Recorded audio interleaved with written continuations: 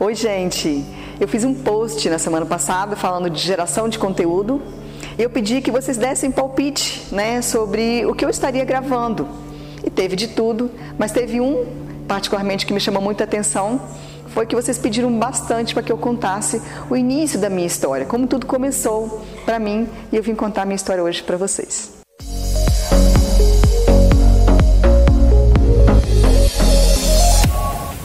Bom, eu sou de uma família de 9 irmãos, minha mãe ficou viúva e o mais velho, quando ela ficou viúva dos meus irmãos, tinha 14 anos. Eu sou a 6ª gestação da minha mãe. E meu nascimento é muito engraçado, eu gosto sempre de contar do meu nascimento. Minha avó, que era parteira da época, uma infância completamente limitada de recursos, uma vida ilimitada de recursos, E aí, meu irmão nasceu, minha avó fez o parto, chovia muito, tinha acabado a energia, E a luz de lampião, eu sou tão antiga, gente, que eu sou da época do lampião. Eu conheço o lampião, gente. E aí o nascimento aconteceu do meu irmão, que chama Ilmar. E minha mãe falou, gente, mas parece que tem mais alguma coisa aqui. E minha avó falou, faz força que a placenta, e nasceu a placenta, estou aqui. E eu sou a 7ª filha da minha mãe, depois tiveram mais 2. E quem tem 5 irmãos homens dentro de casa, não precisava conhecer o bullying na escola, né, gente? Isso acontecia dentro de casa. Então, meu nome não era Hilda, era Antônio Bocarra ou Olivia Palito, de tão feia que eu era. Só tinha cabelo, boca e um corpo esquelético. Pensa, gente. E tem fatos engraçados, Lógico, no decorrer dessa história, mas tem 2 que me marcaram muito. A primeira vez que eu fui cortar um cabelo, levei minha mãe, A pessoa que mais me ajudou, que me deu apoio incondicional, E no salão eu também fazia de tudo, quando eu comecei. Eu depilava, cortava cabelo masculino, eu só nunca fiz unha, mas o restante eu fiz de tudo. Minha mãe foi comigo para eu aprender a cortar o cabelo pela primeira vez. E até hoje, inclusive, eu deixo o pente cair, E eu fui cortar o cabelo dela durante várias vezes, o pente caiu, a escova caiu. Quem conhece a minha mãe vai saber muito bem essa expressão. Aí ela falou, pode desistir, não vai dar certo não. Eu falei, vai sim, mãe, eu só estou começando.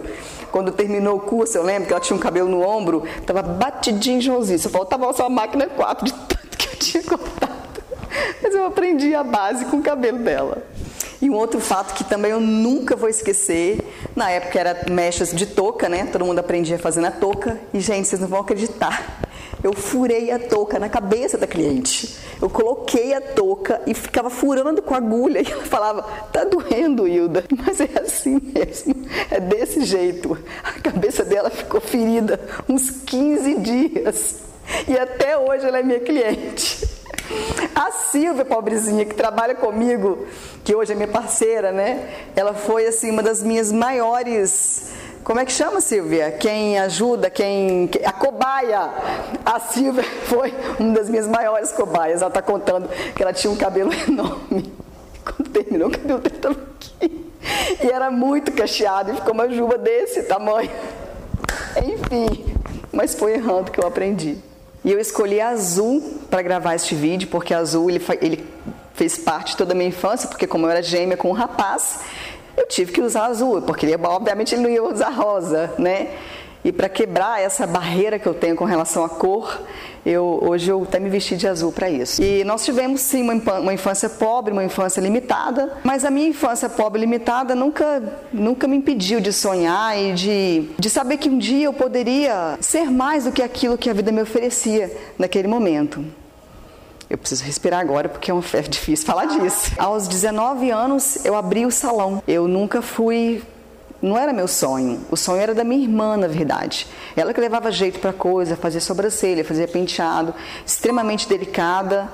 O sonho era dela, mas eu era empreendedora, Eu era aquela pessoa que falava, vamos que vai dar certo, vamos fazer que a gente vai conseguir. E aí eu lembro que na época, há 20 e poucos anos atrás, eu peguei um empréstimo na Caixa Econômica de R$3.500, que eu nunca vou esquecer, e dividi em 24 meses para pagar. Demorei uns 36 com atrasos e tal, imagina. Era muito pouco, mas para mim era muito dinheiro na época, porque a gente não tinha acesso ao dinheiro. Eu havia sido balconista a minha vida inteira, atendendo o público, mas eu não tinha contato com o dinheiro. E foi assim que eu abri o meu primeiro salão, né? E uma característica minha que eu falo sempre que eu dou mentoria ou que uma pessoa me pergunta como que foi essa trajetória, eu sempre acreditei muito em mim, mesmo quando tinha tudo para dar errado. Eu era aquela pessoa que ia lá preparar uma coloração, eu rezava, Senhor, eu preciso que essa cor fique boa, pelo amor de Deus, porque eu não sabia a mínima ideia do que eu estava fazendo. Às vezes dava certo, às vezes dava errado.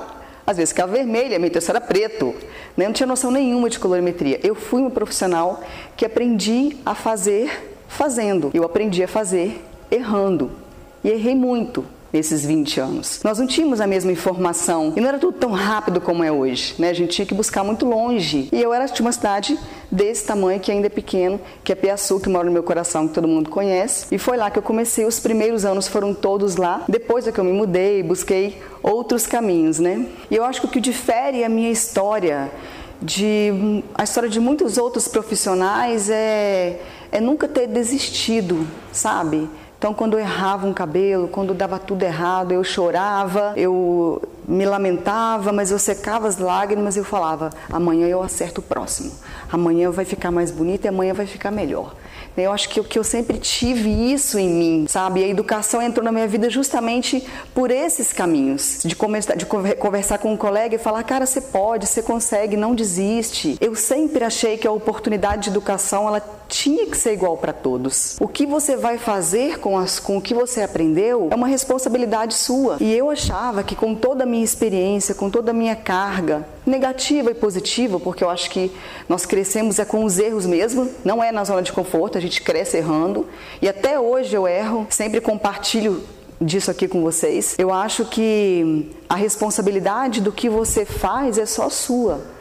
E como o acesso à informação para mim sempre foi muito limitado, eu me senti na obrigação de passar isso para outros profissionais. E quando eu comecei a dar curso, era individual, era só eu e mais um profissional, e eu comecei com todas as minhas limitações, com todas as minhas barreiras, com todas as minhas dúvidas, mas eu comecei. Eu sempre acreditei que eu podia. Então, às vezes, um profissional me liga e fala assim, Hilda, eu quero fazer um cabelo agora, e estou um pouco insegura. E às vezes só o fato de eu falar assim, que vai dar certo, sabe? Ele se enche de coragem e ele executa e ele faz e dá certo, porque eu acho que a gente não pode perder a fé em nós mesmos, independente do que você for fazer na vida, né? Independente da profissão, independente do cargo, independente da altura. Eu acho que o que me fez chegar até aqui, né? Porque eu acho que eu sou uma vencedora, né, de uma família humilde, de 9 irmãos, uma mãe viúva, que sustentou 9 cabeças com o salário mínimo, porque era com o salário mínimo que ela sustentou os 9, e a minha mãe sempre deu muito amor pra gente, né? Ela sempre acreditou na gente. Então, apesar de eu ter tido uma infância muito limitada, aquelas limitações não me fizeram ficar descrentes de que eu poderia ter algo melhor na vida. Então, acho que esse é um diferencial para nós profissionais, não só profissionais cabeleireiros, que lidamos com pessoas, mas em todas as áreas da nossa vida, na emocional, profissional, financeira. Eu me considero uma pessoa vencedora pelo simples fato de ter pessoas que acreditam em mim, né? Pelo simples fato de ter pessoas que param para ouvir minha história, né? Pelo simples fato de saber que eu posso acrescentar na vida do outro. Eu acho que é isso que me motiva todos os dias, e é isso que me faz todos os dias vencer as minhas barreiras, porque eu também tenho, né? Então eu espero assim, que a minha história motive vocês, eu espero que a minha história acenda lá dentro de vocês o desejo de crescimento, não só financeiro, mas o crescimento de ser alguém melhor. Eu acho que Deus nos fez, Deus nos capacita. Eu acho que não existe essa história de que você fala, mas fulano é muito talentoso. Nós ficamos bons naquilo que a gente faz muito. Essa é a diferença. Nós ficamos bons naquilo que a gente faz sempre. Nós ficamos bons naquilo que a gente realmente acredita. Essa é a minha história, né? Hoje eu sou educadora, eu sou cabeleireira, eu sou mãe, eu sou esposa, eu sou irmã, eu sou patroa, eu sou parceira e, acima de tudo, eu sou igualzinho vocês. Obrigada.